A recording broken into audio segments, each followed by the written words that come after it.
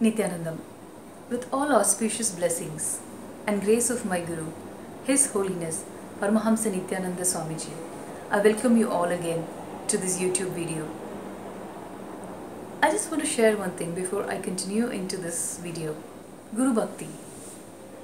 I never understood what it was. I do not know what it is. Nor do I have any cognition of what or how it is supposed to be. All I remember from my childhood was the very first memory I have of the word Guru in my mind would be this mantra that I was taught as a child. That is Mata Pita Guru Devam. I have met, of course, my Purvashram mother, my Purvashram father, and the God before I met my Guru. And it's not been a consistent search in my life for a Guru till I had started reading about other great masters who radiated their love for their Guru, like Paramahamsa Yogananda or Sant Jnaneshwar from Maharashtra. The way they expressed their devotion, their unconditional devotion to their Guru was just amazing.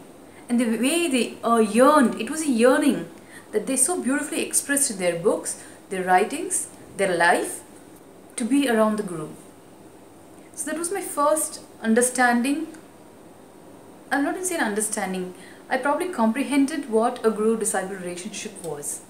And it was from that time that I wanted to have or meet a Guru in my life, to understand what it's all about. Then I met Swamiji, Paramahamsa Nityananda Swami, who has been the greatest influence in my life so far.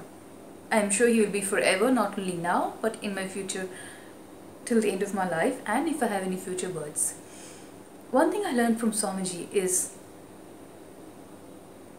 the unjudgmental love that he gives, the unconditional love that he gives to anybody and everybody who comes around him. And it's always left me wondering why. Why? We are not biologically related, or they are not biologically related. Why should he care? Why should he care? That why has been really bothering me for some time, till I understood that is what the Guru is. That is why he was so revered. A Guru is revered not only by human beings, but even by the greatest incarnations who landed on this planet, like Sri Rama or Sri Krishna. When you read the Mahabharata or the Ramayana, you can see how beautifully Sri Rama listened to every word his Guru ever said, be it Vashishta or Vishwamitra, anybody. He never had a second question. Oh, you're asking me to come to the forest to kill the devils. How do you expect a 16-year-old boy to kill the devils? Never has Rama asked this. Somehow, I think in the modern times, I expect to be given an understanding why I should do what I am told by my Guru, because that's how I've been brought up. I still remember you have to ask why, otherwise you're not intelligent. This was, I think, a constant upbringing I've had around in my pre-monastic life. Without asking why, if you do not ask why, we are not perceived as an intelligent beings. But then yesterday Swamiji spoke in the satsang about Guru Bhakti becoming integrity and listening. When I started contemplating on what it meant to me, I understood that every time when Swamiji tells me something, I have this thing, oh, I am asked to do something, but I don't know why I am supposed to do it. So I am always looking for the why, which is not what or how a Guru should be responded towards. I got this understanding and clarification when I started contemplating deeper and deeper, and I saw how Sri Rama himself or Sri Krishna himself and never asked why to their Gurus. I think this was the greatest shift in my understanding of how badly, I'm sure a lot of people are like me who do not understand how or why a Guru should be treated. Okay, treated is not the right word, but rather now I'm looking for a better word.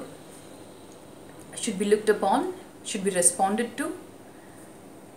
I think this was the greatest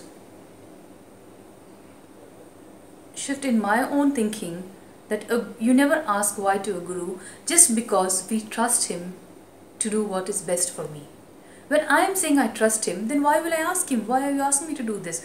Oh no, I don't want to do this. Or that the whole cognition of why, or the expectation I have that, oh, I should be given an understanding, has dropped inside of me. When I saw this, my thought process was shifting. So many things just dropped away from my head. And one understanding I got was the biggest loss the humanity has done to itself is not passing down through the generations the importance, the relevance of the guru in a human being's life. We have very wrong understanding of surrender. We have very wrong understanding of just obedience without asking a second question. Yes, maybe obedience to a human being is still okay. We can have our own ideas and cognitions. But to a guru who is without any greed, who doesn't have any hidden agenda when he's interacting with any human being. I have never come across any person who does not have any hidden agenda when I am meeting a person or when they are interacting with me. Usually it's in some way, even if it is to our own beneficial ends, be it, oh, I like being with them because being in their company makes me feel happy. So somewhere the me usually comes in. But it's a guru who I have seen in the last 5-6 years being in Bidadi Ashram, and I have never seen Swamiji think, oh, this person is going to be beneficial to me, so let me spend time with him or let me give him healing. No, it has never happened. Be it with his own disciples, be it with his initiated sannyasis, or be it with guests. When such a human being is in this planet, I think anything he does is the most auspicious thing. And to experience this incarnation happening on this planet, I invite you all to attend the Sadashivoham 2016, which is being hosted in Swamiji's own home, the Bangalore Adinam, from 1st December to 21st December 2016. It is going to be one of the most joyous journeys of meeting the most uncomplicated, the most unselfish, the most compassionate being in this planet as we have of now. Actually, I wanted to address in this particular video the feeling of depression, the feeling of loneliness which leads to depression. There was one viewer who specifically wrote in asking me to address the feeling of being alone, which a lot of women suffer. I think loneliness is a very wrong concept taught to us by the society. It's a very sad thing, but the truth is it's a very wrong concept and it's an illusion that we are alone. How can you be alone when you are there? We are taught that unless we show we are doing something big and that we are suffering, people will not pay attention to you. So we come up with our own ideas, our own cognitions of what suffering is. Or if we do not have any physical ailment, we find ways to make ourselves sick. It's psychosomatical sickness, and loneliness is one such illusionary psychosomatical sickness. Why am I saying this with so much of confidence that loneliness is an illusion? Is because I myself have been through many times feeling alone. I would feel like, oh, I have so many people in the world, but still I'm alone. And then I would be depressed and sad about it for a few days. Then after I met Swamiji and started living his teachings and understanding about myself, and I started looking to the source of this so-called feeling of loneliness.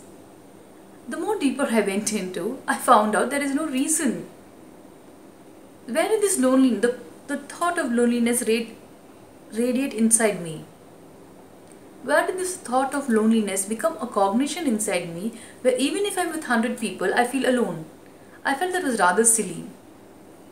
And still, I did not give up. I felt, oh no, I am still alone. What, people don't understand me and everything, people just boycott me or people hate me. I had my own understanding of what loneliness was. But the more I went into the source of the word loneliness and how it came inside me and what I understood as loneliness, I found out there is a huge shift between my understanding of loneliness and what loneliness actually means. Because there's nothing called loneliness in the world. You are your own friend when you are your own strength what is the need to have another person as a company? When people say they're feeling alone or they're feeling lonely and depressed, I would only say it is just in a way to make people sympathize with them. So the need for attention is fulfilled at that particular moment. It is a very selfish way I would look at it. Otherwise, I really suggest that you just look into the source of feeling lonely and you will come to the same conclusion as I have done, that there's nothing called loneliness in the world.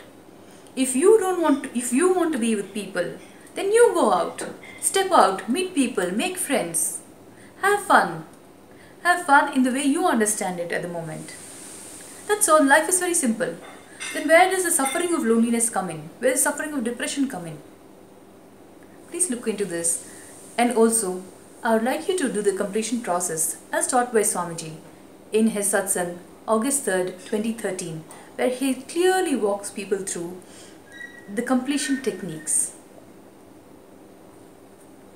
Below this video, I will give the same link of Swamiji's satsang. Please click onto it and find a solution.